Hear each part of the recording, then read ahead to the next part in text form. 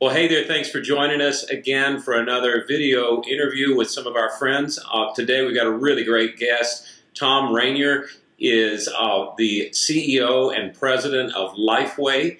If you have been in or around the evangelical church at all, particularly if you've been exposed to the Baptist church at all, you probably know Thom and know that he really is the real deal. Thom, thanks for joining us today. Tell us a little bit about just your pastoral experience and your experience at Lifeway. Give a little bit of background for everybody. Real quick, I started off in the corporate world, started off as a banker in corporate finance. God moved me to ministry, pastored 4 churches after seminary. From there, I went to the world of academia, served as 12 years as dean of a seminary. During that time, I was developing a consulting company for local churches and denominations called Renter Groups, so those were overlapping. From those dozen years and then the previous 15 or 20 years as a pastor, then came to Lifeway. Lifeway is, we think it's, bragging rights are not really what they should be, but we think it's the largest Christian resource company in the world. And I've been here for 9 years and loving every minute of it and loving everything about helping pastors, helping staff, and helping local churches. Well, I can testify firsthand that Lifeway was good and is moving to an even better good.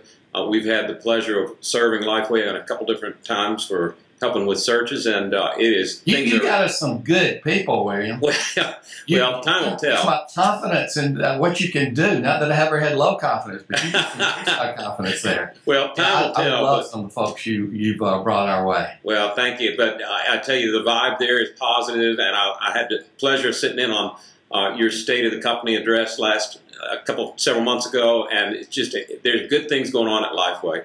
And I'm blessed. One of the cool things that we saw come out recently is your latest book, and it's about an autopsy of a dying church. I don't know. I mean, I hear stats thrown around all the time about 80% of churches are plateaued or in decline, or 90%, or whatever you want to say the percentage is. It is, as my grandmother said, a whole mess of churches are in trouble.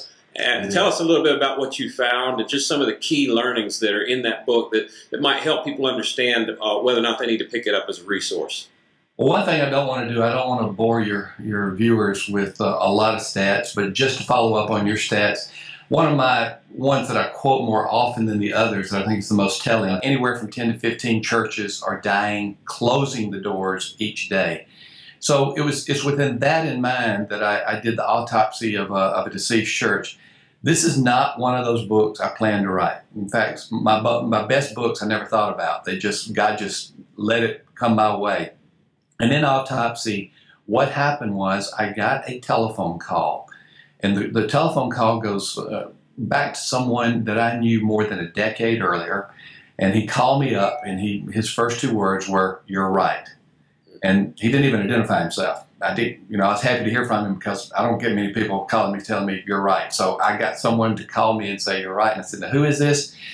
This was an elder in a church where I had done a consultation more than a decade earlier. And I had told him that unless the trajectory changes, the door is going to close. I had predicted that the door would close in 3 to 5 years. I was wrong. It was about a decade before it closed, but it ultimately did close. We ended up spending 2 hours on the telephone. Highly unusual for me. I'm an introvert. I don't like to spend that much time on a telephone call. So I was intrigued, and I said, "Talk to me about the things that caused it to die." So basically, what we were doing metaphorically was an autopsy of a deceased church. And I got off the phone, and I had content for a blog post after that. And so I said, "I'm going to post this." I posted my interview. Again, not thinking of a book, but I posted the results of that interview and called it Autopsy of Deceased Church, and it just went viral. And that ultimately led to this little book, this little tome by the same title, Autopsy of Deceased Church. I don't want to focus on morbidity. I don't focus on death. I think that if we look at those reasons that caused the church to die, the metaphorical autopsy of a church, if we look at those reasons, it can help us to know why the church died so that we can both prevent in the future those negative causes, and we can take action steps toward more positive solutions. And that was ultimately the impetus behind the whole book. And in looking, I know you're a researcher, and you know, like me, I call it consultant's disease. I have to know everything about every little thing that I get interested in. What would you say are some of the leading symptoms? If you've got a pastor or board member who's watching this, that, man, I got to take my pulse. Are we dying or not? What would be some leading indicators people ought to pay attention to?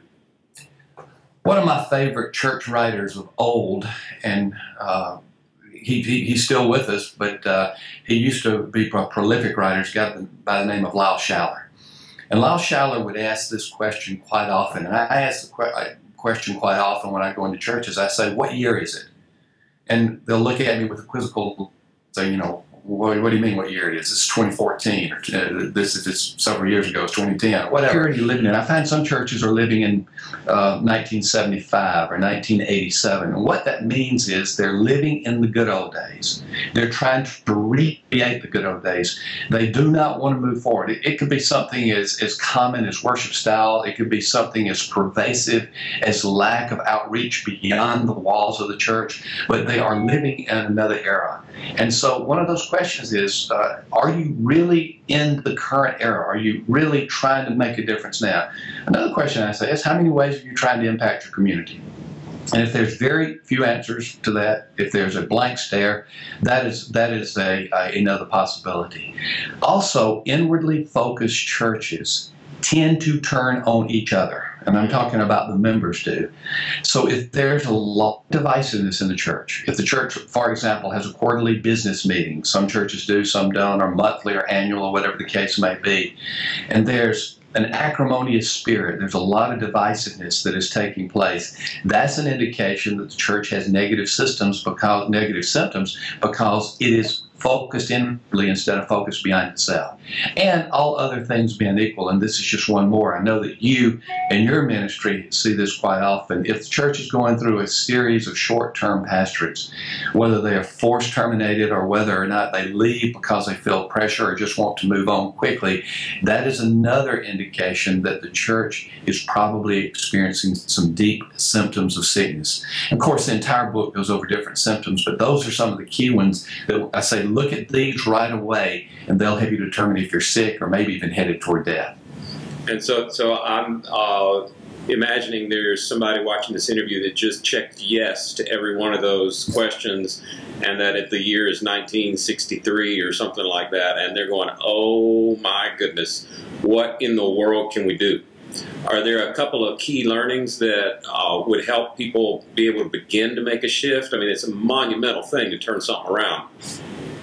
It is, and I'm always hesitant. I'm going to give a response, but I'm always hesitant to give a quick response for fear that a leader will take that quick response as an easy solution.